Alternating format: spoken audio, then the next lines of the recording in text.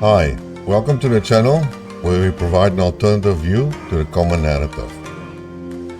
Today I would like to talk about the BRICS countries and the, call it, developments, as well as the so-called new currency that the BRICS countries would like to establish.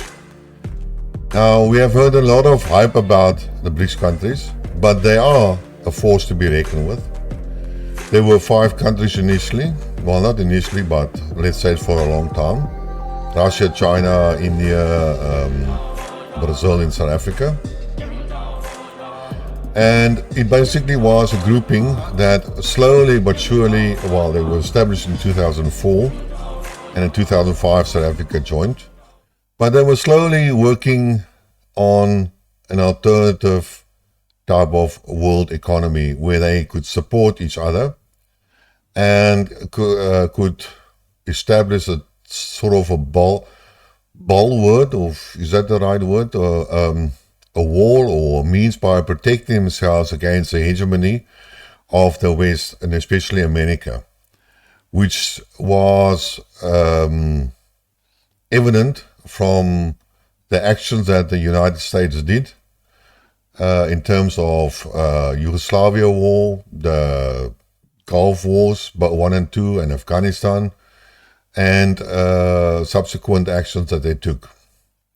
So these 5 countries decided that they had to find a means of curtailing the economic power of America as well as their military. Now, one of the biggest questions I always ask is that, yes, China is a source of cheap labor and cheap products that are all exported to America. America exported a lot of its manufacturing capabilities to the East. And basically, especially also with Saudi Arabia. Saudi Arabia was then also bound by the petrodollar. So he was selling all the oil in terms of the dollar, and that created an artificial market for the US dollar. And that basically subsidized the American economy and enslaved the rest of the world as financially colonization of the world for America. And what it actually then happens is that people wanted to get rid of this unfair advantage. And I call it when you have a ox towing a wagon in South Africa, you call it a yoke. Something you put around the ox's neck, and then it pulls the wagon. And in any case, these countries decided they don't want to live and operate under these circumstances. So also like I said, what made me funny is that the Chinese were exporting a lot of stuff to America. So America had a huge imbalance in the import-export. So they had a deficit in their so they imported more than they exported, and that forced Saudi Arabia and China and so on to repatriate their dollars and invest it in American securities and assets, and call it estates, and what I call it fixed assets like buildings and factories and stuff like that. So it made them sort of dependent on the Americans. And what the Americans then did is instead of sort of using this money for different, they use it for their military, because the military budget of the Americans is one of the biggest budgets, part of their domestic budgets.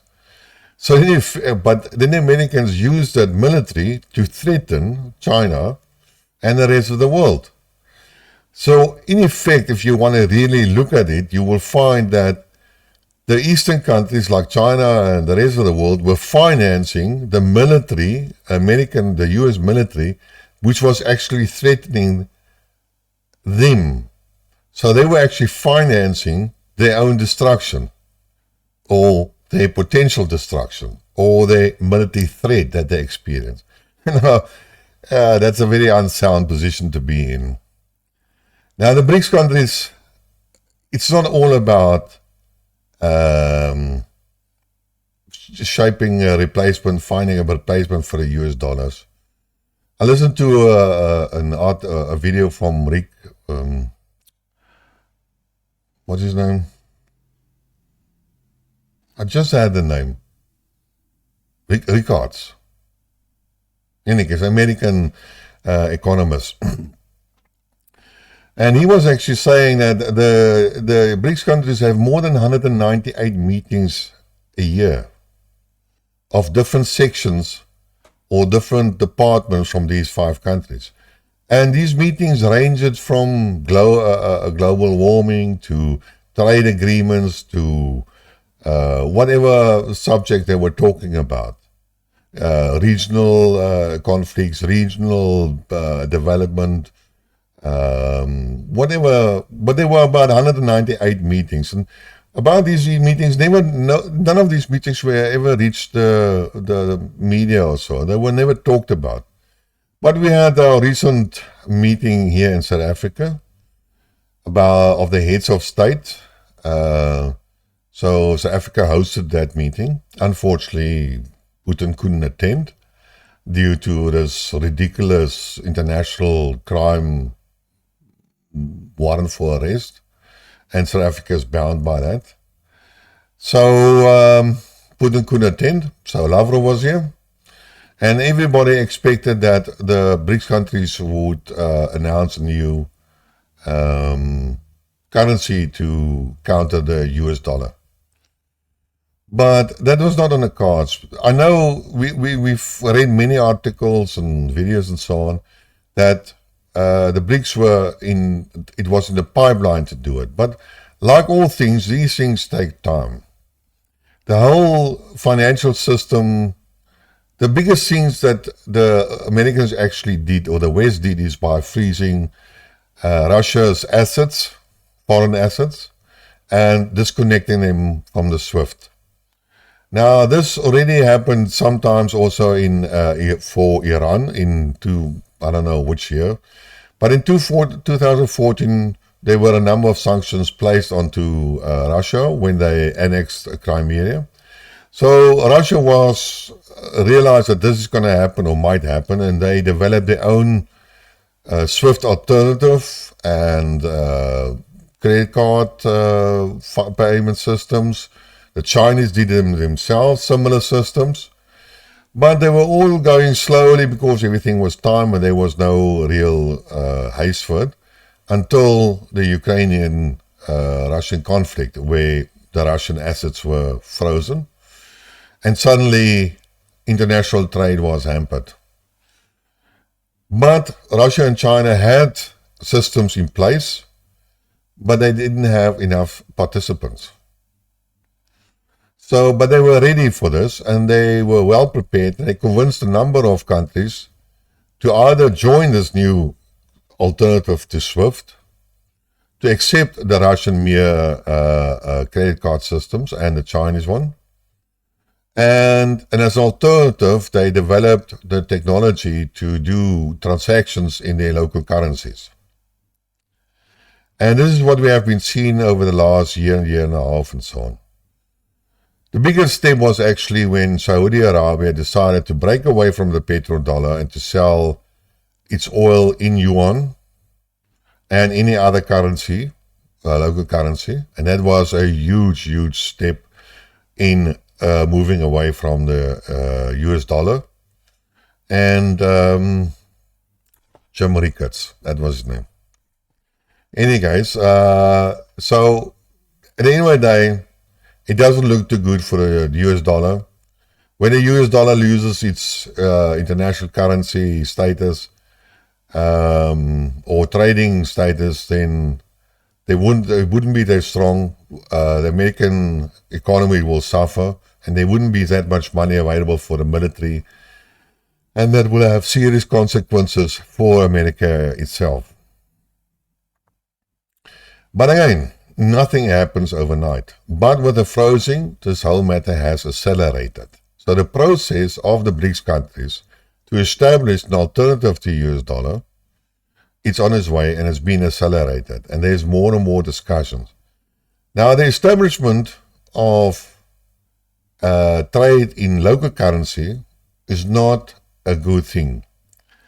It all depends on each country's import and export, and if you have a trade balance of imbalances, then that might present a problem to the other countries in the group or anybody else of that matter that trades in local currencies. So then you have to convert it back into your own currency, and that would create a problem. So it's just not alpha and omega, and it's not a long-term solution. And the BRICS countries do realize that. So what is the alternative that they were working? And they were working on a universal alternative world currency. But this world currency is not a replacement for the dollar. Neither is it a replacement for local currencies. It is supposed to be a currency purely for intergovernmental or interstate, or I don't know how to put it in English, but one country paying another country with this currency. And this currency is universal for all participants of the scheme. Let's call it a BRICS currency, BRICS dollar, whatever. The name is not fixed. However, these BRIC countries will not be available in the country itself for everyday persons to exchange and buy goods. So me and you won't be able to use that currency. It is only used for intergovernmental, interstate, intercountry type of settlement of exchange. And that's the whole purpose. And that still will take a lot of time. Now, according to Jim Ricketts, is that this whole system is going to be based on the weight of gold. Yes, we still use the dollar. They still use the dollar to determine, say, it's the South African rand versus the Chinese yuan. So they go and they look at the trade exchange rate between the South African rand and the American dollar, and then they will look at the American dollar versus Chinese yuan, and thereby they can do the calculations and they can see the relative exchange rate between the yuan and the South African rand, and then the exchange or the sale or whatever import-export will be calculated in terms of that exchange rate. So they still use the US dollar. But it still doesn't give the US dollar any weight or any power over this transaction. It just establishes the exchange rate between them.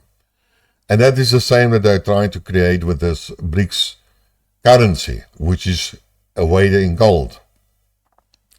So it doesn't matter what the US dollar price is of gold. It doesn't really matter. It's just a question of how much does an ounce of gold cost versus the local currency versus the BRICS currency.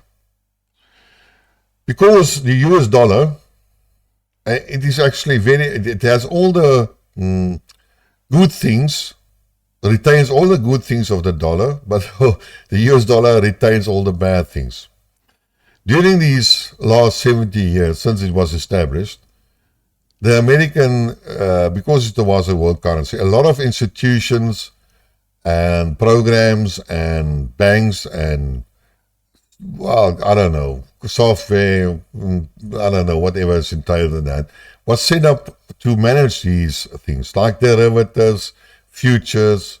There are companies that trade in that. There are companies that do the trading itself, like the Swiss company.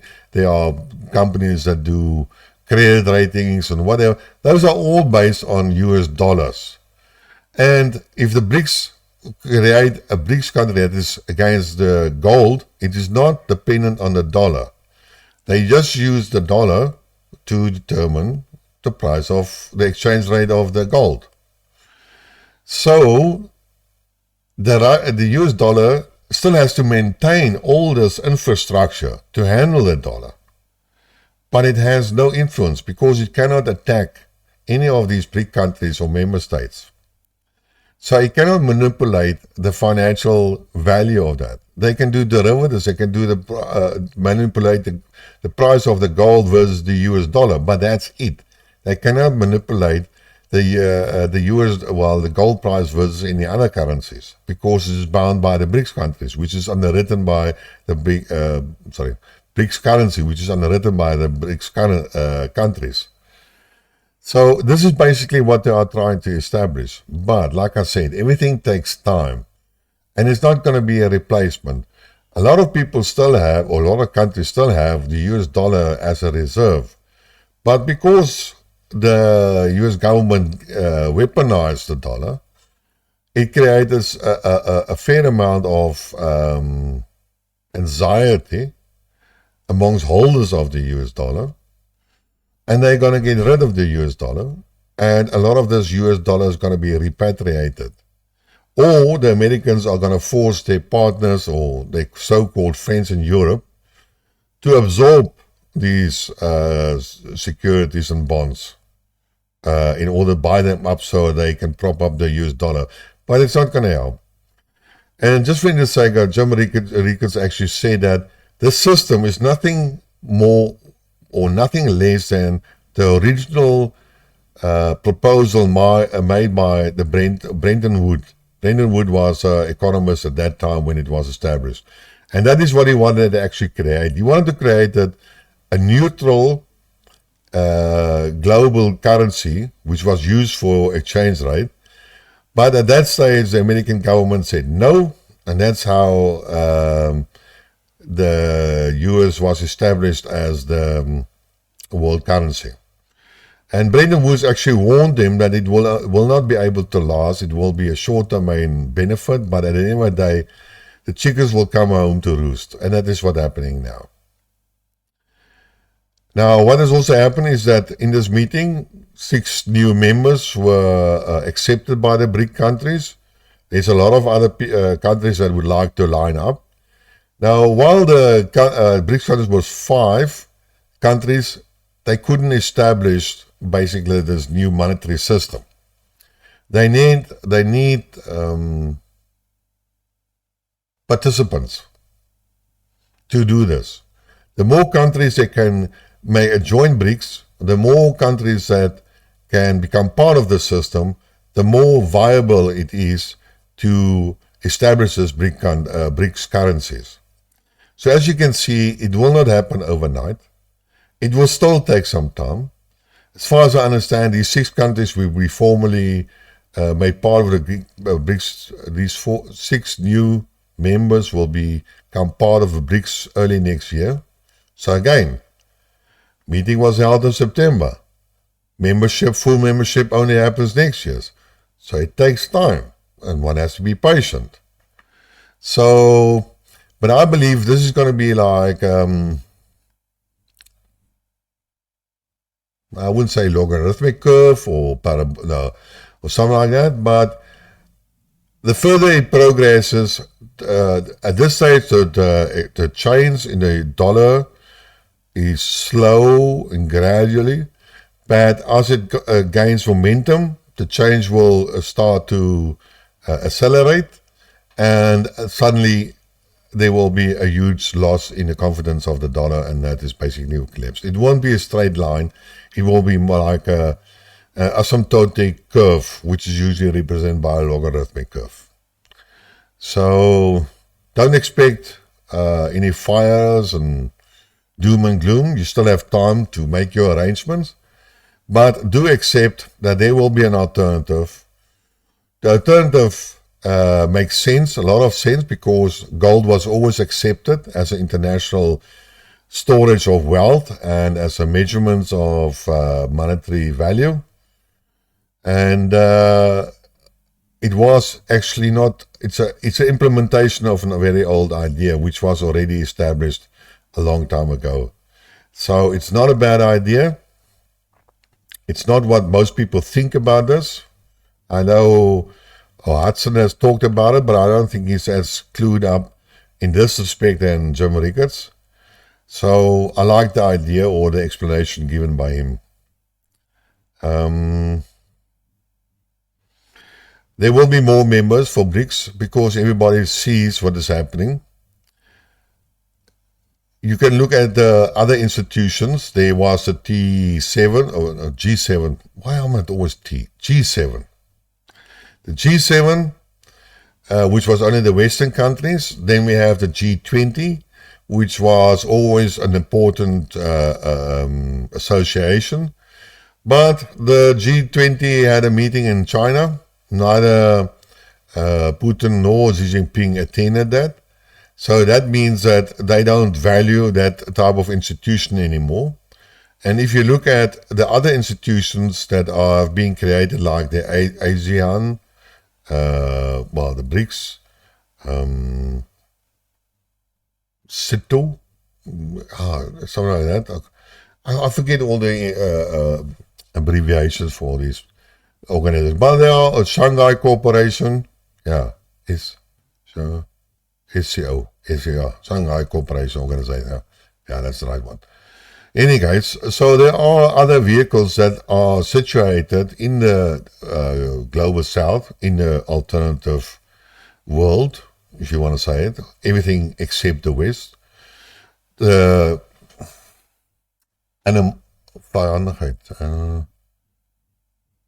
animosity of the West is clearly perceived by the rest of the world. The danger, the yoke that the rest of the world has carried for the Western world is being thrown away. You can see that clearly in the action of the African countries. The financially colonization of the world has been realized by these countries, and finally there's an alternative for them to move away from that. The World Bank and the IMF are duplicated in the BRICS systems. So it presents an alternative to those two institutions without the punitive and destructive policies that go with those two Western institutes, because those two Western institutes were used by the West in order to enslave poorer countries in debt. That's why Africa is the richest continent, but the poorest one in the world, and has never developed.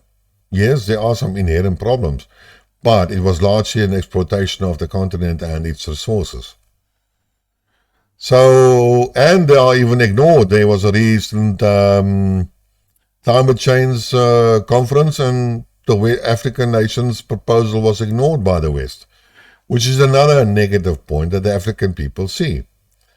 So at this stage, the world is awakening, and there is an alternative system, and that is the BRICS, and everybody has to be a little bit more patient for the transition to happen, because unfortunately it takes all time. So this is my story for today. Hope you like what you heard. Subscribe, tell your friends. I always forget that rhyme. But in any case, so until next time, cheers.